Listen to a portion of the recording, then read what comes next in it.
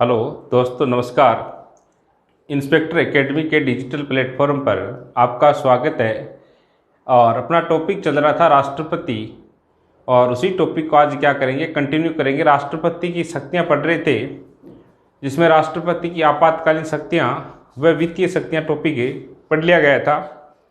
आज जो पॉइंट है पढ़ा, राष्ट्रपति की कार्यकारी शक्तियां, कि राष्ट्रपति की कार्यपालिका शक्तियां क्या क्या होती है, इसके बारे में अपन क्या करेंगे, बात करेंगे। तो कार्यकारी शक्तियां बोल सकता है अगला, या कार्यपालिका शक्ति बोल सकता है। यहां एक शब्द और लिख सकता है,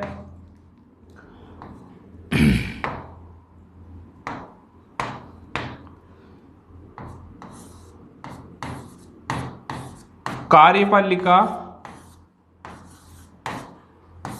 शक्ति। चाहे कार्यकारी शक्ति बोले चाहे कार्यपालिका शक्ति बोले, बात क्या है, एक ही है। भारतीय संविधान का जो आर्टिकल 53 है, अनुच्छेद जो 53 है, अनुच्छेद 53 है, वो कहता है कि संघ की कार्यपालिका शक्तियां, किसकी बात है,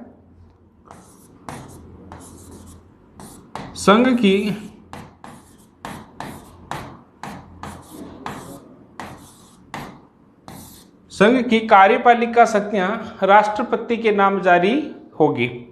संघ का अर्थ है देश। अनुच्छेद 1 भारतीय संविधान का क्या कहता है कि भारत राज्यों का क्या है, संघ है। भारत राज्यों का संघ है, और इस संघ अर्थात देश की जो कार्यपालिका शक्तियां हैं वो राष्ट्रपति के नाम जारी होगी। वास्तविक कार्यपालिका शक्तियां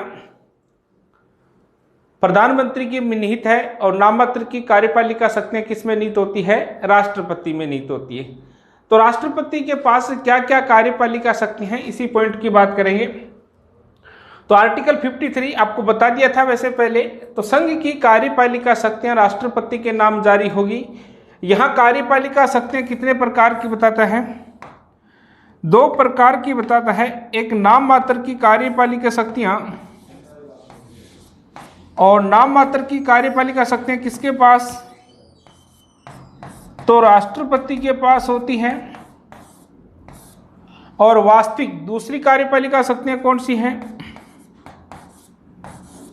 वास्तविक। और वास्तविक कार्यपालिका शक्तियां किसके पास हैं, तो वास्तविक कार्यपालिका शक्तियां प्रधानमंत्री के पास होती है। तो ये था आर्टिकल 53 कार्यपालिका शक्तियों के बारे में बात की गई। अब देखो कौन कौन सी कार्यपालिका शक्तियां राष्ट्रपति के पास होती हैं, तो एक बार इसका स्क्रीनशॉट ले सकते हो आप।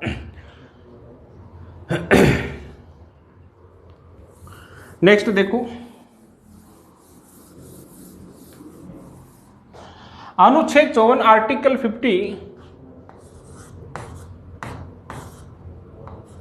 हो गया। इसके बाद कार्यपालिका शक्ति आती है आर्टिकल 74। अनुच्छेद 74 क्या कहता है, बहुत ही महत्वपूर्ण बात कहता है अनुच्छेद 74। यह कहता है कि राष्ट्रपति, अनुच्छेद 74 कहता है कि राष्ट्रपति की सलाह व सहायता के लिए, सलाह व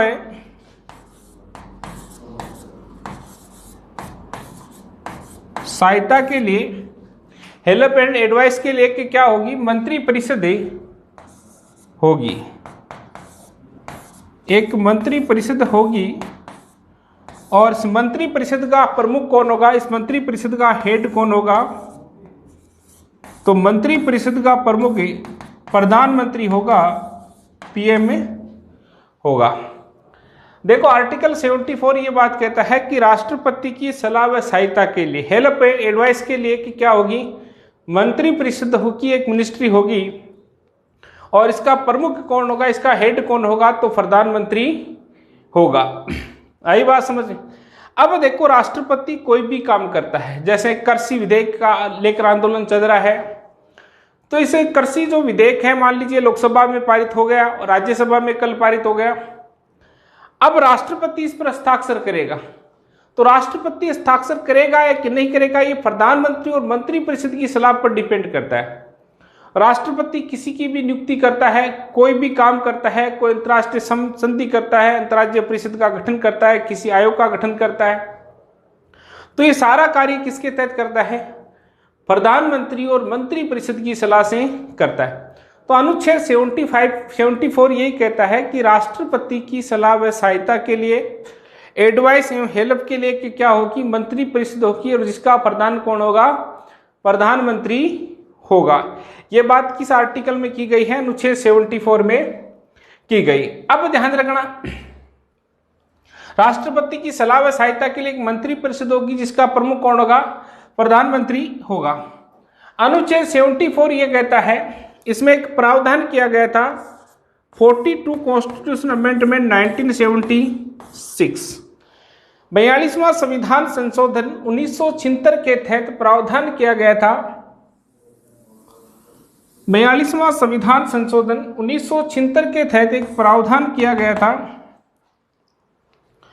कि राष्ट्रपति को प्रधानमंत्री व मंत्री परिषद की सलाह माननी क्या कर दी थी? अनिवार्य कर दी थी। क्या कर दी थी? अनिवार्य। 42वां संविधान संशोधन 1976 इंदिरा गांधी की सरकार थी, और इसके तहत प्रावधान कर दिया गया था कि राष्ट्रपति को प्रधानमंत्री और मंत्री परिषद की सलाह क्या करनी है? अनिवार्य रूप से माननी पड़ेगी। पहले क्या था? अनिवार्य रूप से बाध्यकारी नहीं था, परंतु संविधान संशोधन द्वारा क्या कर दिया गया? अनिवार्य कर दिया गया। अब क्या होता है? 1977 में पहली बार गैर कांग्रेसी सरकार बनी, और सरकार बनने के बाद एक संविधान संशोधन करती है 1978। 44 कॉन्स्टिट्यूशन अमेंडमेंट 1978, 44वां संविधान संशोधन 1978 के तहत प्रावधान किया गया कि राष्ट्रपति प्रधानमंत्री और मंत्री परिषद की सलाह को एक बार पुनः विचार के लिए लौटा सकता है। जैसे मैं उदाहरण के लिए बताऊं कि राष्ट्रपति को सलाह दिया जाए कि इस व्यक्ति को राजस्थान का राज्यपाल बनाया जाना है। राष्ट्रपति इस सलाह को मंत्री परिषद के पास एक बार क्या कर सकता है? पुनः विचार के लिए लौटा सकता है, पुनः विचार के लिए भेज सकता है। क्लियर है बात? परंतु सेम कंडीशन में प्रधानमंत्री और मंत्री परिषद ने पूर्ण सलाह दे दी राष्ट्रपति को। जैसे ही राष्ट्रपति को सलाह दे दी तो राष्ट्रपति को माननी क्या होगी? आवश्यक। इसमें तो अनिवार्य कर दिया गया था, माननी ही पड़ेगी। इसमें कुछ छूट दी है कि राष्ट्रपति एक बार प्रधानमंत्री और मंत्री परिषद के पास सलाह को क्या कर सकता है? पूर्ण विचार के लिए भेज सकता है। और यदि प्रधानमंत्री और मंत्री परिषद सलाह पूर्ण दे दें तो राष्ट्रपति को माननी क्या है? आवश्यक होगी। तो अनुच्छेद 74 यही बात कहता है कि राष्ट्रपति की सलाह व सहायता के लिए एक मंत्री परिषद होगी, जिसका प्रमुख, जिसका हेड कौन होगा? प्राइम मिनिस्टर होगा। और इस सलाह व सहायता से, प्रधानमंत्री और मंत्री परिषद की सलाह से ही राष्ट्रपति क्या करेगा? कार्य। 42वां संविधान संशोधन 1976 के तहत प्रावधान किया गया कि राष्ट्रपति को प्रधानमंत्री व मंत्री परिषद की सलाह माननी क्या है? आवश्यक है, कंपलसरी है। इसके बाद क्या होता है? मोरारजी देसाई की सरकार थी और 44वां संविधान संशोधन करती है, और 44वां संविधान संशोधन के तहत प्रावधान किया गया कि प्रधानमंत्री और मंत्री परिषद की सलाह को राष्ट्रपति एक बार पुनः विचार के लिए लौटा सकता है। और यदि प्रधानमंत्री और मंत्री परिषद सलाह को पुनः राष्ट्रपति के पास भेज दें तो राष्ट्रपति को स्वीकृति देनी ही पड़ती है। एक क्वेश्चन और पूछा गया है यहां से कि मान लीजिए कि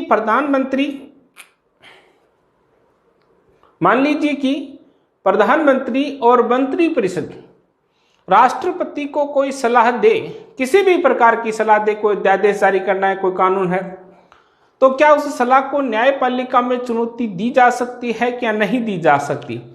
राष्ट्रपति को प्रधानमंत्री और मंत्री परिषद सलाह दे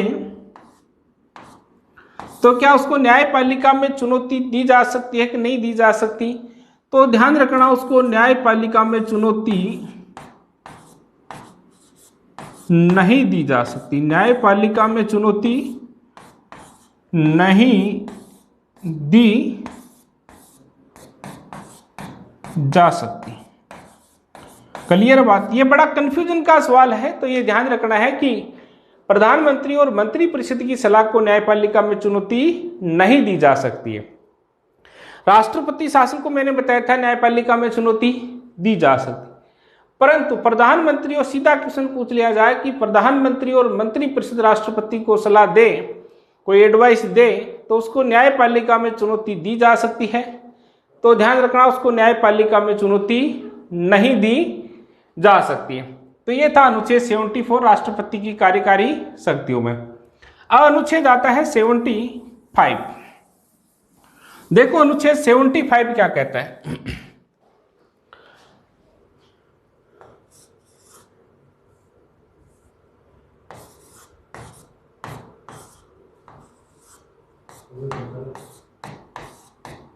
अनुच्छेद 75 क्या कहता है?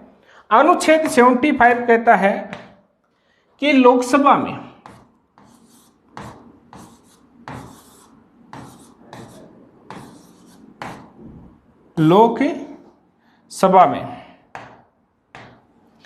लोकसभा में बहुमत दल के नेता को, किसकी बात की गई है?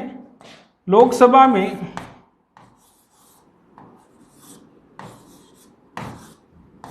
बहुमत दल के नेता को प्रधानमंत्री नियुक्त करेगा। अनुच्छेद 75 ये कहता है कि राष्ट्रपति लोकसभा में बहुमत दल के नेता को प्रधानमंत्री नियुक्त करेगा। पीएम की नियुक्ति किस आर्टिकल के तहत होती है? तो 75 के तहत होती है। बहुमत दल के नेता को प्रधानमंत्री नियुक्त करेगा, किस अनुच्छेद के तहत? अनुच्छेद 75 कि लोकसभा में बहुमत दल के नेता को प्रधानमंत्री नियुक्त करेगा और प्रधानमंत्री की सलाह से अन्य मंत्रियों की नियुक्ति भी कौन करता है? राष्ट्रपति करता है। अन्य मंत्रियों की नियुक्ति भी कौन करता है? तो राष्ट्रपति करता है। अब देखो भारत में बहुमत का क्या कंडीशन है, बहुमत का क्या खेल है, बहुमत क्या होता है? तो भारत की लोकसभा में निर्वाचित सदस्य कितने? 543। लोकसभा में निर्वाचित सदस्य 543 है, बट्टा 2 प्लस 1, अर्थात बहुमत के लिए भारत में कितनी सीट चाहिए? तो 272 प्लस सीट मिलने आवश्यक। कितनी? 272 प्लस सीट, अर्थात सरकार चलाने के लिए कितनी सीट आवश्यक है? तो 272 प्लस सीट आवश्यक है। तो अनुच्छेद 75 ये कहता है कि लोकसभा में किसी पार्टी को 272 सीट मिल गई तो उस पार्टी के नेता को प्रधानमंत्री नियुक्त कौन करेगा? राष्ट्रपति करेगा। किस अनुच्छेद के तहत? अनुच्छेद 75 के तहत। और प्रधानमंत्री ये कहता है कि मेरे इन व्यक्तियों को क्या बना दिया जाए? मंत्री बना दिया जाए। तो मंत्री बना दिया जाए तो राष्ट्रपति उन्हीं व्यक्तियों को क्या बनाता है? मंत्री। अब जैसे मैं बताऊं 2019 की बात है, 23 मई 2019 की बात है। भारत में 17वीं लोकसभा चुनाव का परिणाम आया और भाजपा को कितनी सीट मिली? 303 सीट मिली थी उस समय।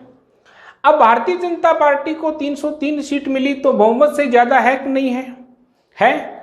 तो भारतीय जनता पार्टी के प्रधानमंत्री उम्मीदवार कौन? तो नरेंद्र दामोदर दास मोदी। और नरेंद्र दामोदर दास मोदी की नियुक्ति किसने की? तो किसने की? रामनाथ कोविंद ने। तो अनुच्छेद 75 ये कहता है कि लोकसभा में बहुमत दल के नेता को प्रधानमंत्री नियुक्त करेगा, प्रधानमंत्री की सलाह से अन्य मंत्रियों की नियुक्ति कौन करेगा? राष्ट्रपति। अब देखो यहां से क्वेश्चन होता है कि किसी भी दल को बहुमत नहीं मिला, 272 सीट नहीं मिली, किसी भी दल को 272 सीट नहीं मिली तो राष्ट्रपति के विवेक पर डिपेंड करता है, खुद के डिपेंड पर करता है कि किस व्यक्ति को प्रधानमंत्री नियुक्त करेगा। तो इसमें ध्यान रखना, सबसे बड़े दल के नेता, जो सबसे बड़ा दल है, उस सबसे बड़ा दल के नेता को क्या करेगा, प्रधानमंत्री नियुक्त करेगा। जैसे मैं बताऊं 2004 में किसी भी दल को बहुमत नहीं मिला था, कांग्रेस बड़ा दल था, कांग्रेस के मनमोहन सिंह को क्या बना दिया, प्रधानमंत्री। 2009 में भी ऐसा हुआ था, 2014 में बहुमत था, 2019 में भी क्या था, बहुमत था। तो बहुमत है तो कंडीशन ये, और नहीं है तो राष्ट्रपति सामान्यतः, वैसे उसकी इच्छा पर डिपेंड करता है, परंतु सामान्यतः सबसे बड़े दल के नेता को क्या कर देता है, प्रधानमंत्री नियुक्ति कर देता है। अब देखो राष्ट्रपति की कार्यकारी शक्तियों में आगे बात करते हैं।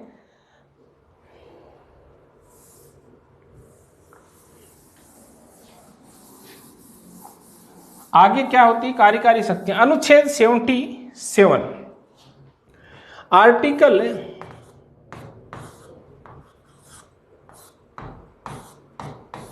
77 की बात की गई। अनुच्छेद 77 क्या कहता है, तो अनुच्छेद 77 कहता है कि देखो बात को पहले ध्यान से सुनना, उसके बाद मैं समझाता हूं। प्रधानमंत्री की नियुक्ति राष्ट्रपति, और मंत्री परिषद के सदस्यों की नियुक्ति भी कौन करता है, राष्ट्रपति करता है। राजनाथ सिंह है, निर्मला सीतारमण है, रविशंकर प्रसाद है, जो भी मंत्री हैं, इन मंत्रियों की नियुक्ति कौन करता है, राष्ट्रपति करता है। किसके कहे अनुसार करता है, प्रधानमंत्री। अब ध्यान रखना, नियुक्ति राष्ट्रपति करता है, परंतु किस डिपार्टमेंट का कौन मंत्री होगा, किस विभाग का कौन मिनिस्टर होगा, यह बात कौन तय करता है, प्रधानमंत्री तय करता है। आई बात समझ कि रक्षा मंत्री कौन होंगे, विदेश मंत्री कौन होंगे, परिवहन मंत्री कौन होंगे, कानून मंत्री कौन होंगे, कृषि मंत्री कौन होंगे, रेल मंत्री, ये जो विभागों का जो बंटवारा है ये कौन करता है, प्रधानमंत्री करता है। आई बात समझ में। अब ध्यान रखना, अनुच्छेद 77 क्या कहता है, अनुच्छेद 77 ये कहता है कि मंत्रियों में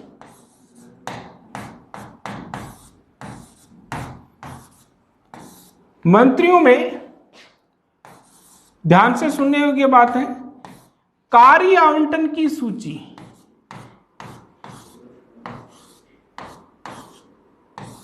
कार्य आवंटन की सूची कौन तैयार करता है, कार्य आवंटन की सूची राष्ट्रपति तैयार करता है। किस अनुच्छेद के तहत, 77 के तहत। कार्य आवंटन क्या होता है कि जैसे प्रधानमंत्री ने विभाग बंटवारा कर दिया कि रक्षा मंत्रालय राजनाथ सिंह के पास है, वित्त मंत्रालय निर्मला सीतारमण के पास है, परिवहन मंत्री नितिन गडकरी है, विदेश मंत्री एस जयशंकर है, अन्य जैसे कुछ और भी मंत्री हैं।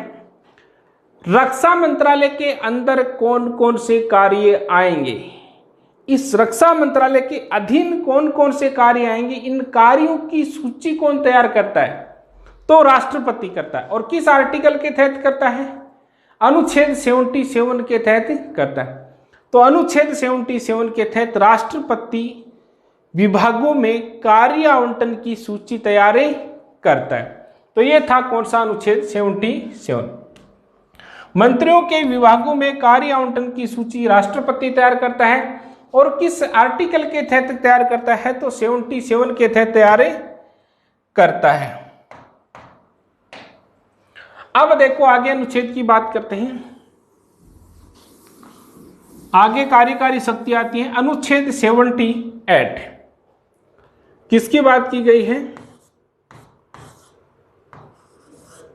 अनुच्छेद 78। अनुच्छेद 78 क्या कहता है, 78 क्या कहता है, अनुच्छेद 78 कहता है कि राष्ट्रपति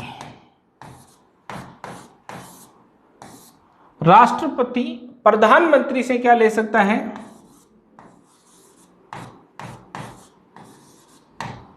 जानकारी ले सकता है। राष्ट्रपति प्रधानमंत्री से क्या ले सकता है, जानकारी ले सकता है। किसके बारे में जानकारी ले सकता है, राष्ट्रपति अनुच्छेद 78 के तहत राष्ट्रपति प्रधानमंत्री से जानकारी ले सकता है अब किस प्रकार की जानकारी ले सकता है, तो एक तो ले सकता है वो शासन से संबंधित, और दूसरी ले सकता है वो विधि निर्माण से संबंधित। विधि निर्माण से संबंधित किसे ले सकता है? विधि निर्माण से संबंधित जानकारी ले सकता है। देखो, शासन, यदि राष्ट्रपति को शासन व्यवस्था से संबंधित किसी प्रकार का कोई शक हो तो वो प्रधानमंत्री को बुलाकर पूछ सकता है कि आपकी शासन व्यवस्था किस प्रकार की चल रही है। दूसरी, कोई विधि निर्माण, कोई कानून निर्माण किया जा रहा है, जैसे मान लीजिए कृषि विधेयक चल रहा है चर्चा में, वर्तमान में लोकसभा राज्यसभा में पारित हो गया, तो इस कृषि विधेयक, विधि है कृषि विधेयक, और इस विधेयक से संबंधित जानकारी कौन ले सकता है? राष्ट्रपति ले सकता है। प्रधानमंत्री को कह सकता है को जो एक कृषि जो बिल है, कृषि एग्रीकल्चर से संबंधित जो बिल है, इसके बारे में आप मुझे जानकारी दीजिएगा, क्या इससे लाभ होगा, क्या हानि होगा, देश हित में है या नहीं। तो अनुच्छेद 78 यही कहता है कि राष्ट्रपति प्रधानमंत्री से शासन व विधि निर्माण से संबंधित क्या ले सकता है? जानकारी ले सकता है। तो अनुच्छेद 74 हो गया, अनुच्छेद 75 हो गया, अनुच्छेद 77 हो गया, अनुच्छेद 78 हो गया। ये बात होगी, 4 अनुच्छेद अपने पढ़ लिए हैं। अब देखिएगा नेक्स्ट बात करते हैं। भारत में राज्य कितने? 28 ही है ना राज्य। पहले कितने थे? 29। 28 राज्य हैं भारत में, और केंद्र शासित प्रदेश कितने हैं? 8। पहले 7 थे, फिर 9 ये, और वर्तमान में क्या हो गया? 8 केंद्र शासित प्रदेश।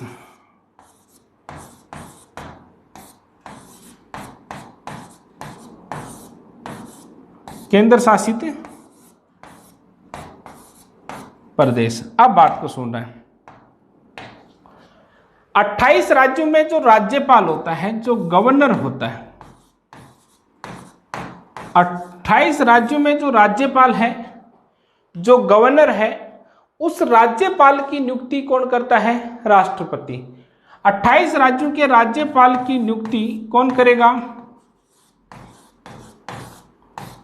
राष्ट्रपति करेगा। किस अनुच्छेद के तहत करता है? तो अनुच्छेद 74 के तहत करता है।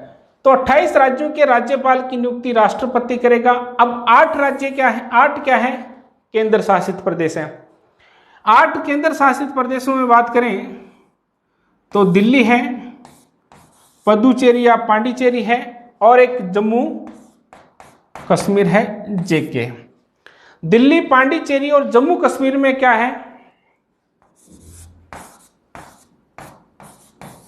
उपराज्यपाल। और दिल्ली, पांडिचेरी व जम्मू कश्मीर के उपराज्यपाल की नियुक्ति भी कौन करेगा? राष्ट्रपति करेगा। और जो बच्चे अन्य केंद्र शासित प्रदेश हैं, इस अन्य केंद्र शासित प्रदेशों में क्या होता है?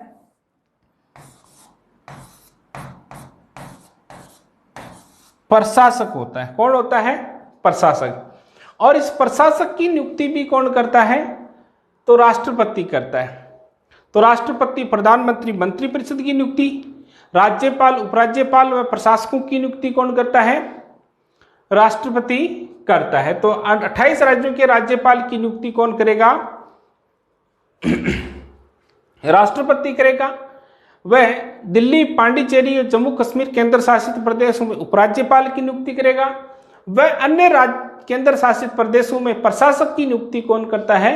राज्यपाल करता है। आगे देखो, राष्ट्रपति की कार्यकारी शक्तियां क्या है?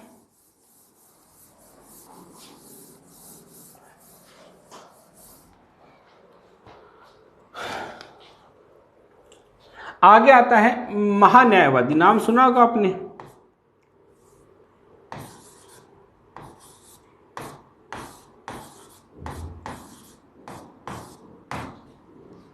महान्यायवादी किसकी बात की गई है? महान्यायवादी की बात की गई, या इसको बोल सकते हैं अटॉर्नी जनरल। वैसे एक अलग से टॉपिक होगा अटॉर्नी जनरल, परंतु एक बेसिक बात की जा रही है। अटॉर्नी जनरल बोल सकते हैं, महान्यायवादी बोल सकते हैं। इन दोनों की बात करें, एक ही बात है, दोनों चाहे महान्यायवादी बोले चाहे अटॉर्नी जनरल बोले। अनुच्छेद 76 क्या कहता है? अनुच्छेद 76 कहता है कि महान्यायवादी की नियुक्ति कौन करेगा? राष्ट्रपति करेगा। और महान्यायवादी राष्ट्रपति के प्रसाद पर्यंत ही अपने पद पर बना रहेगा। महान्यायवादी की नियुक्ति अनुच्छेद 76 के तहत महान्यायवादी की नियुक्ति राष्ट्रपति करेगा और राष्ट्रपति के प्रसाद पर्यंत ही महान्यायवादी अपने पद पर बना रहेगा। और वर्तमान में महान्यायवादी कौन है? तो वर्तमान में महान्यायवादी है के वेणुगोपाल। तो महान्यायवादी की नियुक्ति राष्ट्रपति करेगा और इसके प्रसाद पर्यंत ही वो अपने पद पर बना रहेगा। आर्टिकल किस अनुच्छेद की बात की गई है? अनुच्छेद 76 के तहत महान्यायवादी की नियुक्ति की जाएगी, अटॉर्नी जनरल की नियुक्ति की जाएगी। सॉलिसिटर जनरल की नियुक्ति भी कौन करता है? महान्यायवादी करता है। वैसे महान्यायवादी टॉपिक पढ़ेंगे तो पूरी बात कर लेंगे। अब देखो आगे बात करते हैं। नाम सुना होगा CAG,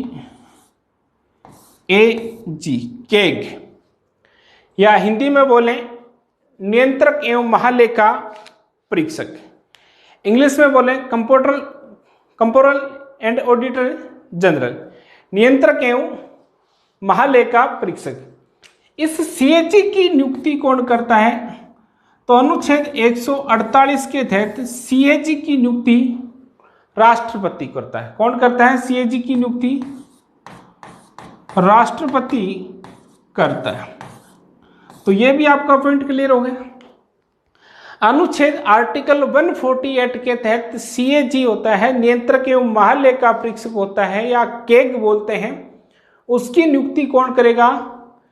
राष्ट्रपति करेगा। परंतु ये ध्यान रखना, CAG जो होता है ये राष्ट्रपति के प्रसाद पर्यंत पद पर नहीं रहता है। CAG को उसी प्रक्रिया द्वारा हटाया जाता है जिस प्रक्रिया द्वारा न्यायाधीशों को हटाया जाता है। उच्च न्यायालय व सर्वोच्च न्यायालय के जो न्यायाधीशों को हटाने की प्रक्रिया है, सेम प्रक्रिया किसको है? तो CAG को हटाने की प्रक्रिया है। तो ये क्वेश्चन भी वैसे RS परी में पूछा गया था। 2018 में जो RS परी हुई थी उसी में क्वेश्चन पूछा गया था। तो अनुच्छेद 148 के तहत CAG की नियुक्ति राष्ट्रपति करेगा। करता वही प्रधानमंत्री और मंत्रिपरिषद की सलाह से है। तो ये बात होगी किसकी?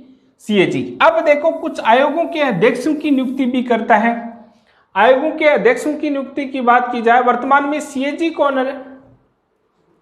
वर्तमान में भारत के नियंत्रक एवं महालेखा परीक्षक कौन है?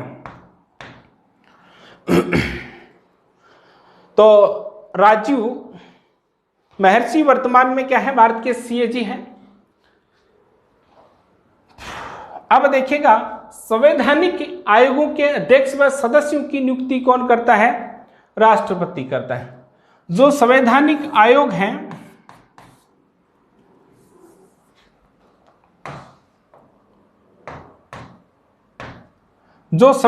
आयोग हैं उन आयोगों के अध्यक्ष व सदस्यों की नियुक्ति कौन करेगा?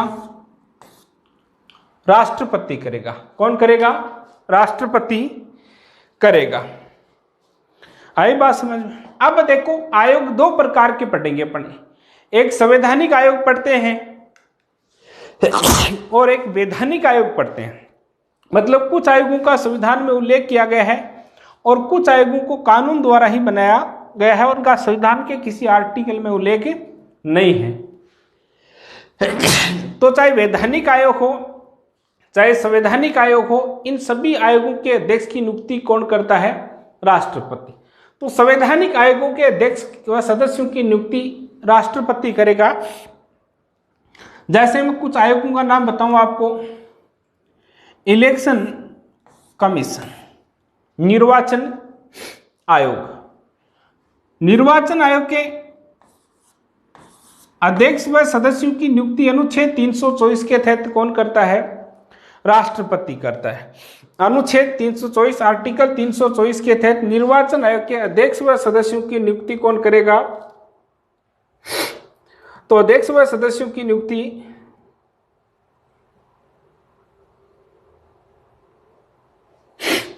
राष्ट्रपति करेगा।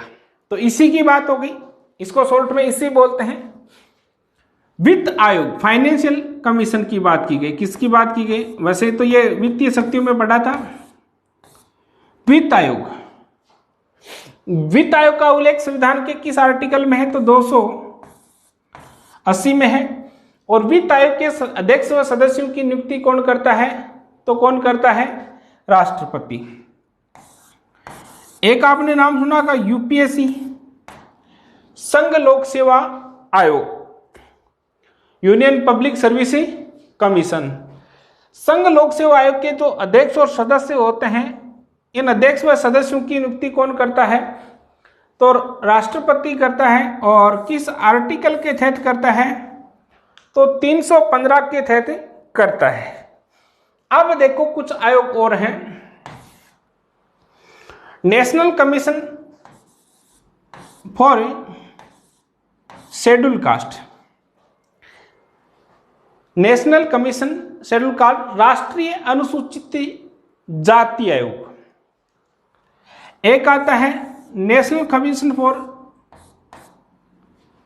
शेड्यूल ट्राइब, राष्ट्रीय अनुसूचित जनजाति आयोग। एक हाल ही में 2020 में बनाया गया था NCBC,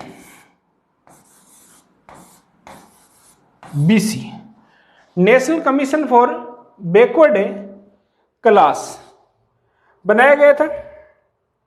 अन्य पिछड़ा वर्ग आयोग। NCSC की बात करें, NCST की बात करें, NCBC, ज्यादा चर्चा में NCBC है, राष्ट्रीय पिछड़ा वर्ग आयोग की बात की गई है। अब देखो NCSC,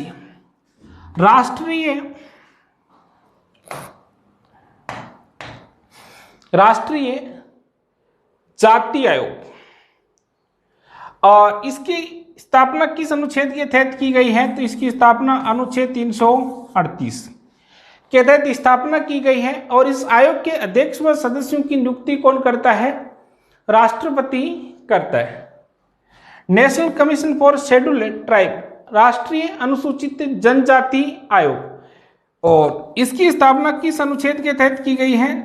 338 एक के तहत की गई है। और NCST, राष्ट्रीय अनुसूचित जनजाति आयोग के अध्यक्ष व सदस्यों की नियुक्ति भी कौन करता है? तो राष्ट्रपति करता है। National commission for backward class, राष्ट्रीय पिछड़ा वर्ग आयोग, और इसका गठन किस आर्टिकल के तहत किया गया है? तो 338 बी के तहत किया गया है। और राष्ट्रीय पिछड़ा वर्ग आयोग के अध्यक्ष व सदस्यों की नियुक्ति भी कौन करता है? तो कौन करता है? राष्ट्रपति करता है। यह भी हाल ही में 2019 में प्रावधान किया गया था। तो ये कुछ संवैधानिक आयोग हैं जिनके अध्यक्ष व सदस्यों की नियुक्ति, ऐसा क्वेश्चन दे सकता है। या तो क्वेश्चन बनाएगा अगला ऐसा कि निर्वाचन आयोग के अध्यक्ष व सदस्यों की नियुक्ति कौन करता है? वित्त आयोग के अध्यक्ष, या यूपीएससी, या अन्य पिछड़ा वर्ग आयोग, इनके अध्यक्ष व सदस्य। या ऐसा दे सकता है संवैधानिक आयोगों के अध्यक्ष व सदस्यों की नियुक्ति। तो कंफ्यूजन नहीं होना है कि संवैधानिक आयोग, यहां कंफ्यूजन की स्थिति बन जाती है कि ये संवैधानिक आयोग क्या है। तो ध्यान रखना, ये जो आयोग हैं ये सभी आयोग क्या हैं? संवैधानिक आयोग है। इसमें दो बातें बता दी है कि किस आयोग का गठन किस अनुच्छेद के तहत, और नियुक्ति कौन करता है? राष्ट्रपति। वैसे इलेक्शन मुख्य निर्वाचन आयोग कौन है? सुनील अरोड़ा है। वित्त आयोग कौन है? एनके सिंह। ये सारी बातें अपन टॉपिक वाइज पढ़ेंगे। तो संवैधानिक आयोगों के अध्यक्ष व सदस्यों की नियुक्ति राष्ट्रपति करता है, चाहे इलेक्शन कमीशन हो, चाहे फाइनेंस कमीशन हो, यूपीएससी हो, NCBC हो, NCSC हो, NCST हो, इन सभी आयोगों के अध्यक्षों की नियुक्ति। और इन सभी आयोगों का अध्यक्षों का उल्लेख संविधान में एक तरफ आयोग दे सकता है, एक तरफ अनुच्छेद दे सकता है। तो मिलान भी आप क्या कर सकते हो? कर सकते हो। ठीक है। अब देखो कुछ वैधानिक आयोग हैं, कुछ क्या है? वैधानिक आयोग हैं। कुछ संविधान में उल्लेख किया गया है, कुछ का संविधान में उल्लेख नहीं किया गया है, कुछ क्या है कानूनी क्या है विधेयक है। अब देखो कानूनी विधेयकों की बात की जाए, सॉरी वैधानिक आयोगों की बात की जाए तो वैधानिक जो आयोग होते हैं इन आयोग के अध्यक्ष व सदस्यों की नियुक्ति भी कौन करता है? राष्ट्रपति करता है। कौन करता है? राष्ट्रपति। वैधानिक आयोग का अर्थ है कि आयोग तो सही है कानूनी रूप से हैं, परंतु इनका उल्लेख है जो संविधान के किसी भी आर्टिकल में नहीं किया गया है, किसी भी अनुच्छेद में नहीं किया गया है। जैसे मैं बताऊं आपको, राष्ट्रीय मानवाधिकार आयोग नाम सुना होगा आपने, NHRC, स्थापना 1993 में की गई, 2019 में परिवर्तन भी किया गया है, टॉपिक में पढ़ेंगे। राष्ट्रीय मानवाधिकार आयोग, नेशनल ह्यूमन राइट कमीशन की बात की जाए, जिसके वर्तमान में राष्ट्रीय मानवाधिकार आयोग के अध्यक्ष कौन है? तो HL दत्तू, जो सर्वोच्च न्यायालय के पूर्व क्या थे? मुख्य न्यायाधीश। राष्ट्रीय मानवाधिकार आयोग के अध्यक्ष व सदस्यों की नियुक्ति कौन करता है? राष्ट्रपति करता है।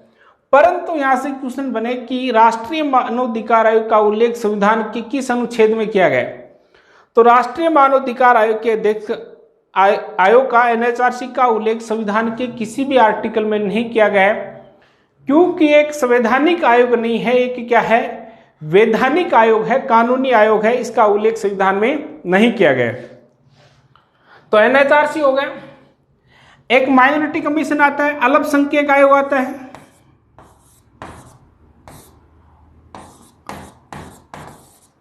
अल्पसंख्यक आयोग है, उसके अध्यक्ष व सदस्यों की नियुक्ति भी कौन करता है? राष्ट्रपति करता है। एक आपने नाम सुना होगा महिला आयोग, वुमन कमीशन, और इस महिला आयोग के अध्यक्ष और सदस्य होते हैं, इनकी नियुक्ति भी कौन करता है? महिला आयोग के अध्यक्ष व सदस्यों की नियुक्ति कौन करता है? राष्ट्रपति करता है। इसका उल्लेख भी संविधान के किसी भी अनुच्छेद में नहीं है। एक आता है सूचना आयोग, इंफॉर्मेशन कमीशन, सूचना आयोग। ये वही सूचना आयोग है जो अरविंद केजरीवाल को क्या बना देता है? मुख्यमंत्री बना देता है। एक मुद्दे को लेकर देश के मुख्यमंत्री बन गए कौन? केजरीवाल जी, वो था सूचना आयोग। तो यहां दो क्वेश्चन आ गए। एक तो राष्ट्रीय मानवाधिकार आयोग दिवस कब मनाया जाता है? तो 10 दिसंबर को। सूचना आयोग दिवस कब मनाया जाता है? तो 12 अक्टूबर को। जो RTI आपको ज्यादा चर्चा में रहती है, RTI, राइट टू इंफॉर्मेशन, नाम सुना था आपने? ये जो सूचना का अधिकार ये RTI के तहत है, RTI है। सूचना का अधिकार, सूचना आयोग एक आयोग बनाया गया है, कमीशन बनाया गया है, और इस सूचना आयोग की स्थापना 2005 में की गई थी मनमोहन सिंह सरकार द्वारा। और इस आयोग के अध्यक्ष व सदस्य होते हैं, इनकी नियुक्ति भी कौन करता है? तो राष्ट्रपति करता है। आयोग के अध्यक्ष व सदस्यों की, सूचना आयोग के अध्यक्ष व सदस्यों की नियुक्ति कौन करता है? राष्ट्रपति करता है। दूसरी बात बताएं। दूसरी बात बनती है, एक आता है सतर्कता आयोग, जांच आयोग है ये भी, सतर्कता आयोग। और ये भी सतर्कता आयोग वैधानिक आयोग है, इसके अध्यक्ष व सदस्यों की नियुक्ति कौन करता है? राष्ट्रपति। तो वैधानिक आयोग तो जायज है, सही है, परंतु वैधानिक कानूनी रूप से है, इनका संवैधानिक रूप से कोई उल्लेख नहीं किया गया है। और राष्ट्रीय मानवाधिकार आयोग, अल्पसंख्यक आयोग, महिला आयोग, सूचना आयोग, सतर्कता आयोग, और इन आयोगों के अध्यक्ष व सदस्यों की नियुक्ति, अपॉइंटमेंट कौन देता है? राष्ट्रपति देता है। तो ये थी वैधानिक आयोगों की। अन्य देखो कुछ और क्वेश्चन बन सकते हैं, स्क्रीनशॉट ले लें इसका।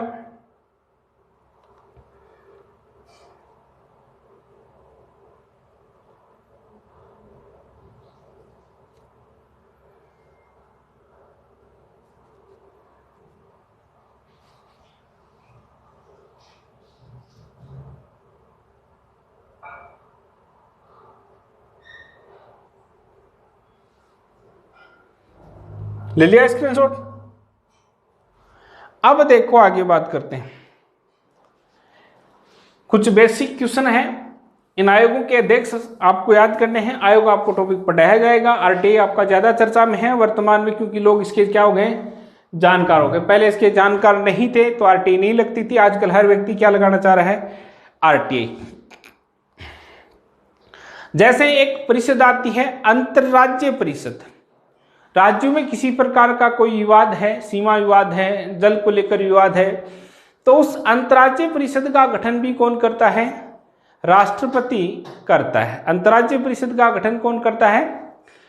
अब किसी क्षेत्र को अनुसूचित या जनजातीय क्षेत्र घोषित करना है, किसी क्षेत्र को अनुसूचित या जनजातीय क्षेत्र घोषित करना है, तो उस क्षेत्र को घोषित करने का कार्य कौन करता है, राष्ट्रपति करता है।